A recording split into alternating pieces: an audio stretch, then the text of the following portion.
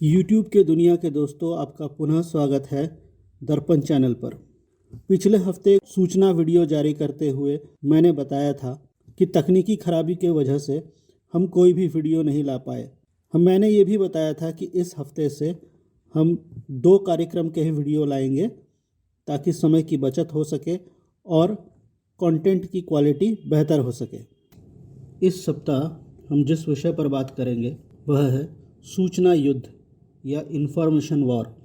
अब आप सोच रहे होंगे बात युद्ध की हो रही है तो ये हमारे रोज़मर्रा के जीवन से कैसे जुड़ा हुआ है, क्योंकि मैंने तो कहा था कि हम ऐसे विषय लेंगे जो हमारे रोज़मर्रा के जीवन को प्रभावित करती है या हमारे लिए बहुत ही ज़रूरी विषय है।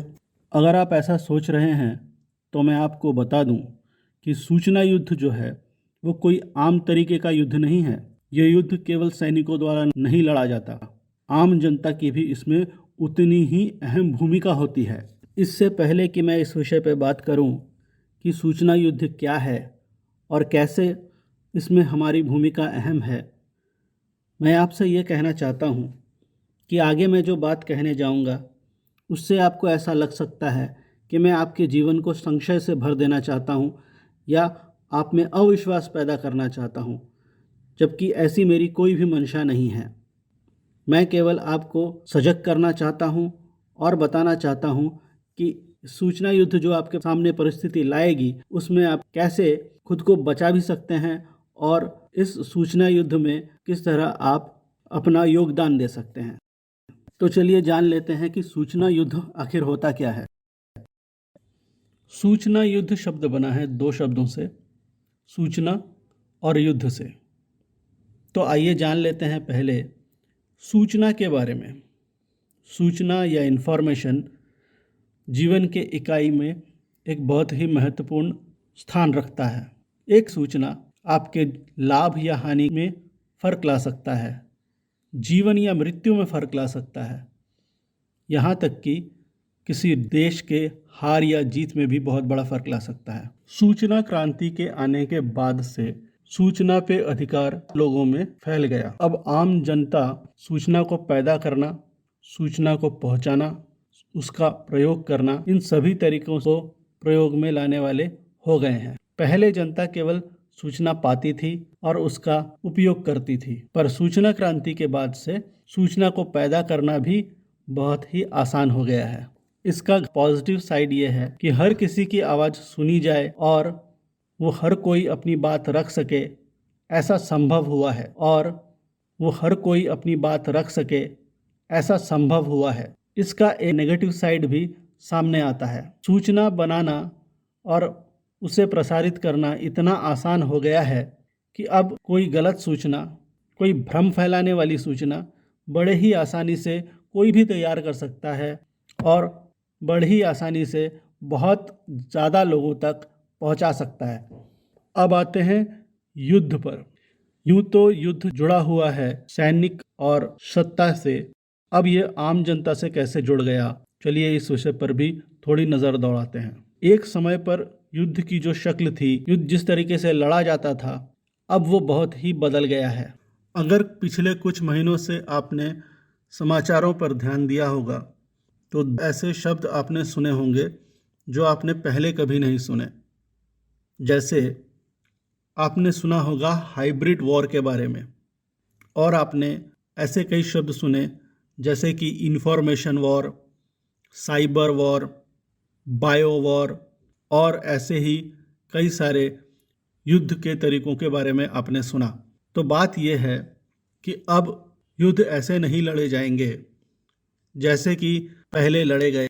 अभी जो हम देख रहे हैं यूक्रेन और रशिया में चल रहा है, ऐसे युद्ध में बहुत ज़्यादा सूचना को उपयोग में लाई जाने वाली है ताकि सामने वाले खेमे में भ्रम फैलाया जा सके। और यही नहीं, सूचना युद्ध एक ऐसा युद्ध है जिसे जब युद्ध ना हो रहा हो तब भी इसे काम में लाया जाता है ताकि जो विरोधी देश है उसमें खलबली मचाई जा सके। वहाँ पे ऐसी चीज़ें हों जैसे कि गृह युद्ध हो जाए या सरकार गिरा दी जाए। इस तरह से बहुत सारी चीज़ें करवा दी जाती हैं सूचना के द्वारा, युद्ध की हथियार की तरह प्रयोग करके। सूचना युद्ध का प्रथम प्रमाण हमें मिलता है महाभारत के युद्ध में, जहाँ श्री कृष्ण ने युधिष्ठिर से ये झूठ बुलवाया कि अश्वत्थामा की हत्या हो गई है और द्रोणाचार्य ने अपने शस्त्र डाल दिए। समय समय पर सूचना के युद्ध को कई लोगों ने प्रयोग में लाया, जैसे चाणक्य ने सूचना युद्ध का प्रयोग किया यवनों के खिलाफ। द्वितीय विश्व युद्ध में नॉर्मंडी की लड़ाई में सूचना युद्ध को काम में लाया गया। 1971 में पीएनएस गाजी को जो डुबाया गया उसमें भी सूचना युद्ध का प्रयोग किया गया। परंतु अभी तक हमने जो भी उदाहरण देखे हैं ये सभी सैनिक युद्ध में काम में लाए गए। क्या ऐसे कोई उदाहरण है जिसमें सूचना युद्ध को आम जनता के खिलाफ काम में लाया गया? आइए ऐसे कुछ उदाहरण देखने की प्रयास करते हैं। इसके लिए भारत में घटे कुछ घटनाएं जो निकट अतीत में हुई है उन्हें देखने का प्रयास करते हैं। दिल्ली के शाहीन बाग में हुए सीएए के खिलाफ प्रोटेस्ट, किसान आंदोलन हो, हैदराबाद या कर्नाटक में हुए हिजाब पक्ष और स्कूल पक्ष का तनाव हो, विधर्मी विषयों पर हुए अपशब्दों के परिणाम से हुई हत्याएं हो, ऐसी हर घटना के पीछे सूचना के दुरुपयोग या सूचना के युद्धक उपयोगों के कारण संभव हुआ है। और ऐसा नहीं है कि सूचना युद्ध को केवल भारत के विरुद्ध ही काम में लाया जा रहा है। अगर आप देखें ईस्ट अफ्रीका के देशों में कैसे गृह युद्ध छिड़ा हुआ है दशकों से, कभी लीबिया तो कभी मिस्र, कभी चेचनिया तो कभी यूक्रेन, कहाँ सूचना युद्ध का प्रयोग नहीं हो रहा है। भारत विरोधी ताकतें सूचना को युद्धक तरीके से काम में लगाकर भारत में कई दशकों से गृह युद्ध करवाने की प्रयास कर रही है। आपको एक उदाहरण के द्वारा समझाने की कोशिश करता हूँ। कुछ ही सालों पहले की बात है, पश्चिम बंगाल के बशीरहाट में एक स्कूली छात्र को उसके फेसबुक पे एक पोस्ट मिला जिसमें एक महिला का सरेआम शोषण करते हुए दिखाया गया है। किसी असामाजिक तत्व या आपराधिक मानसिकता वाले तत्व ने उस तस्वीर के साथ कुछ ऐसी चीज़ें लिख दी कि किसी एक जगह पे कुछ मुसलमान लोगों ने एक हिंदू नारी का इस तरह से अपमान किया।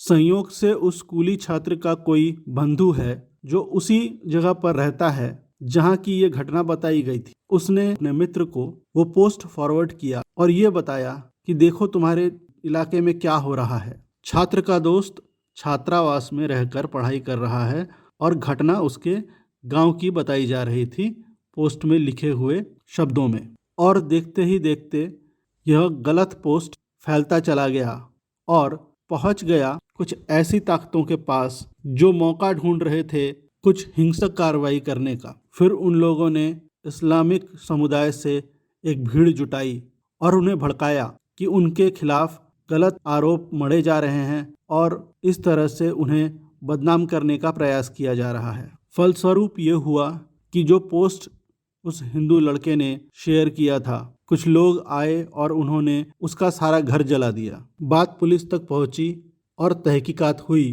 तो पता चला जो पोस्ट में तस्वीर डाली गई थी वो किसी भोजपुरी सिनेमा का एक अंश था। अब ऐसे लोग जिन्होंने वो तस्वीर के साथ लिखकर पोस्ट को डाला था और वो लोग जिन्होंने ये पोस्ट देखकर लोगों को गुस्सा दिलाया, भड़काया और एक भीड़ ले जाकर उस बच्चे का घर जला दिया। भारत विरोधी जो ताकतें हैं वो अवश्य चाहती है कि हम विषय को हिंदू इस्लाम तरह देखें। तो आप सब अब ये समझ गए होंगे कि सूचना युद्ध जो है ये ज़रूरी नहीं कि दो देशों के बीच चल रहा हो, एक आतंकवादी संगठन का दूसरों पर अत्याचार के लिए या आतंक फैलाने के लिए ही हो रहा हो। ऐसी ताकतें जो सामने नहीं आती, जो सूचना का उपयोग करती है भ्रम फैलाने के लिए और इसके परिणाम स्वरूप जो हिंसा होगी उससे लाभ उठाया जा सके। अब आप ऐसी घटनाओं में सम्मिलित जो आपराधिक तत्व हैं उनसे जोड़कर इन घटनाओं को सामान्य अपराध भी समझ सकते हैं, पर मेरा यह मानना है कि ये सामान्य अपराध नहीं है। इसके पीछे एक बहुत बड़ा षड्यंत्र है और ये षड्यंत्र सूचना युद्ध जैसे युद्धक तकनीकों का उपयोग कर रही है हमारे देश, हमारे समाज और हमारे संस्कृति के खिलाफ।